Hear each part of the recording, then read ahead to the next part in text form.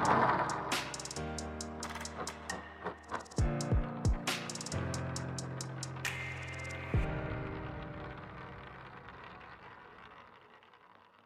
दोस्तों, welcome to maths मसाला। आज हम पढ़ने वाले हैं एक्सरसाइज 2.1, तो जो कि पॉलिनोमियल्स का पहला लेसन है। तो हमारा पहला क्वेश्चन है, निम्नलिखित व्यंजकों में कौन कौन एक चर में बहुपद है और कौन कौन नहीं है, कारण के साथ अपने उत्तर दीजिए। तो दोस्तों, यहाँ पे हमें चर और बहुपद इन बारे में यदि आपको जानकारी चाहिए तो मैंने कल एक वीडियो बनाया था, इम्पॉर्टेंट फैक्ट यानी कि महत्वपूर्ण तथ्य का। आप जाके उस वीडियो को देख लीजिए, आपको ये जितना भी लेसन का क्वेश्चन है आपको आसानी से समझ में आ जाएगा, क्योंकि कल का वीडियो बेसिक वीडियो था। तो हमें इसमें बताना है कि कौन एक चर में बहुपद है और कौन कौन नहीं है। तो चलते हैं अपने कॉपी पर और उसी में हम लोग सॉल्व करेंगे। तो दोस्तों, चर अचर मैंने कल आपको कल की वीडियो में बताया था, आज हम इसका सॉल्व देखेंगे। तो कहता है क्वेश्चन, एक चर में बहुपद कौन कौन सा है। तो देखिए, यहाँ पे भी x है, यहाँ पर भी x है। तो x है मतलब ये केवल आपका एक ही चर है, एक चर में बहुपद, और इसका जो घात है ये पूर्णांक है। x का घात भी कुछ नहीं लिखा है, मतलब एक लिखा है, तो ये भी पूर्णांक है। इसका मतलब क्या होगा, ये एक चर में बहुपद है, एक चर में बहुपद है। दूसरा वाई स्क्वायर, वाई क्या है, एक ही चर है, इसके ऊपर एक पूर्णांक घात लगा हुआ है, इसका मतलब ये भी एक चर में बहुपद होगा। तीसरा क्वेश्चन कहता है 3 under root t plus t under root 2। यहाँ जो टी है, इस टी का मान जो अंडर रूट टी है इसको हम ऐसे लिख सकते हैं, टी 1/2। तो टी हमारा एक चर में एक चर है, लेकिन इसका जो घात है ये पूर्णांक नहीं है, इसका मतलब ये एक चर में बहुपद नहीं है। ठीक है दोस्तों। अगला क्वेश्चन कहता है चौथा, y प्लस 2/y। यहाँ जो ये यहाँ भी y और y एक चर है, लेकिन यहाँ जो 2/y है, तो इस y को हम कैसे लिख सकते हैं, इस y को हम लिख सकते हैं y का घात -1। तो यहाँ y तो हमारा चर है, लेकिन जो -1 है ये हमारा पूर्णांक नहीं है, तो इसका मतलब ये भी एक चर में बहुपद नहीं होगा। तीसरा x के घात 10, y के घात 3 और t के घात 50। तो यहाँ पे x, y और 3, यहाँ तो 3 चर है, मतलब ये एक चर में बहुपद ये भी नहीं होगा। तो चलिए, आशा करता हूँ आपको ये समझ में आ गया होगा। अब चलते हैं क्वेश्चन नंबर 2 की तरफ। दोस्तों, मैं आपको फिर कहता हूँ कि यदि आपने कल का वीडियो नहीं देखा है तो आप जाके देख लीजिए, क्योंकि ये जो भी मैं आपको आज बताऊँगा वो सब मैंने महत्वपूर्ण तत्व में उसका जो बेसिक होता है वो मैंने बता दिया है। क्वेश्चन 2 कहता है, निम्नलिखित में से प्रत्येक में एक्स स्क्वायर का गुणांक लिखिए। तो गुणांक के बारे में भी मैंने कल बताया था, तो आज इसका देख लेते हैं आंसर।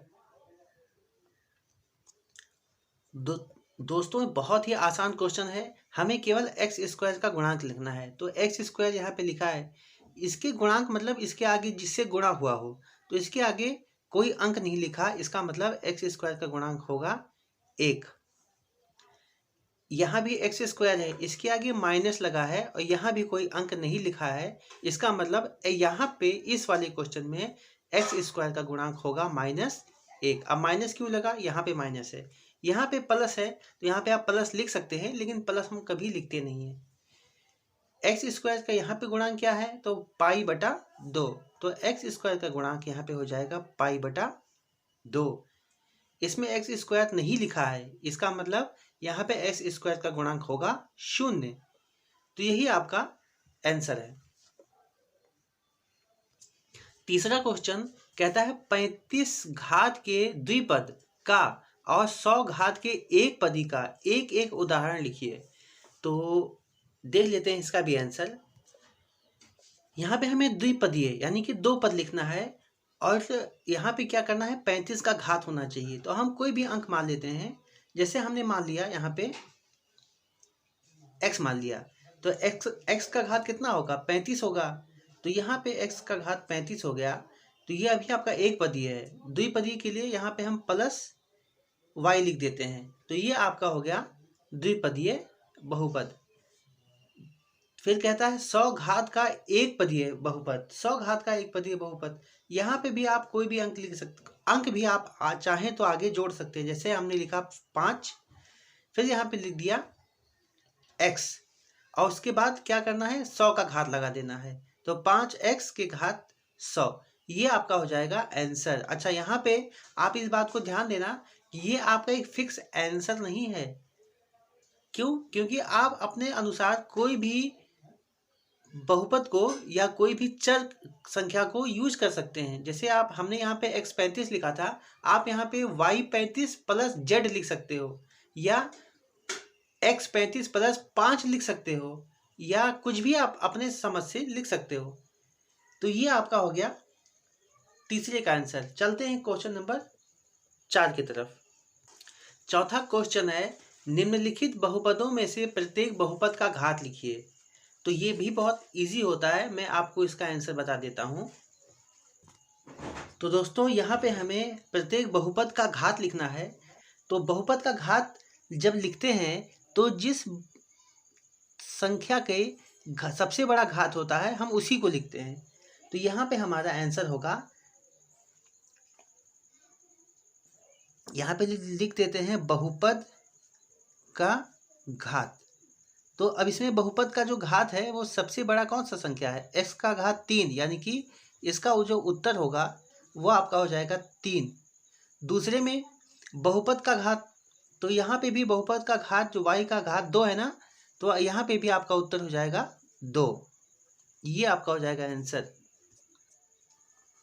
तीसरे में बहुपद का घात, तो यहाँ पे t के ऊपर कुछ नहीं लिखा है, इसका मतलब इसका बहुपद का घात हो जाएगा 1।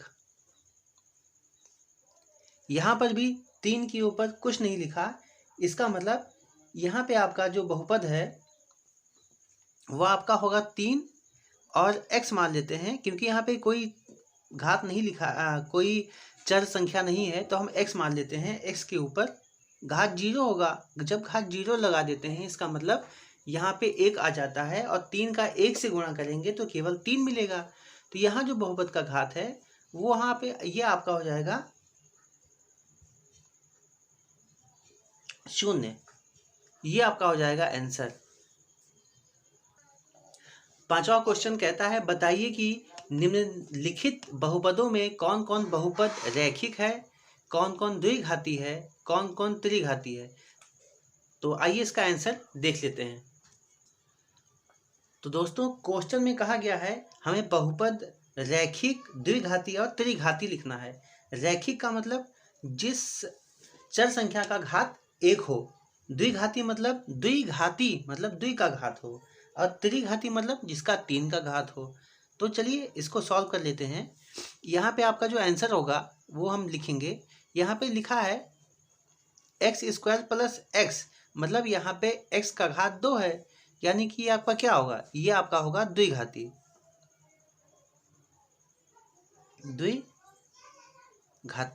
बहुपद। यहाँ पे दूसरे वाले में x का घात 3 है, यानी कि ये आपका हो जाएगा त्रिघाती बहुपद। तीसरे क्वेश्चन में y का घात 2 है, सबसे बड़ा जो y है इसमें y का घात 2 होगा, यानी कि ये भी आपका होगा द्विघाती बहुपद।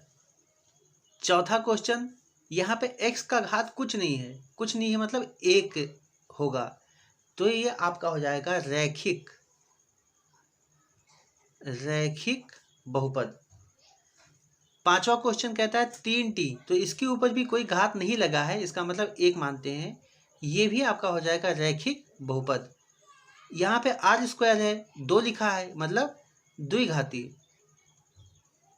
द्विघाती बहुपद। अंतिम है 7x³ x³ माने कि 3 का घात है, यानी कि यहाँ पे आपका हो जाएगा त्रिघाती बहुपद। तो ये आपका लेसन ख़त्म होता है। साथियों, आपको कैसा लगा हमारा वीडियो हमें कमेंट करके बताएं, और कोई भी प्रॉब्लम है तो आप हमें कमेंट करें, उसका सॉल्यूशन आपको करके हम लोग देंगे। तो साथियों, हमारे इस चैनल को सब्सक्राइब कीजिए और हमारे वीडियो को लाइक कीजिए। धन्यवाद साथियों।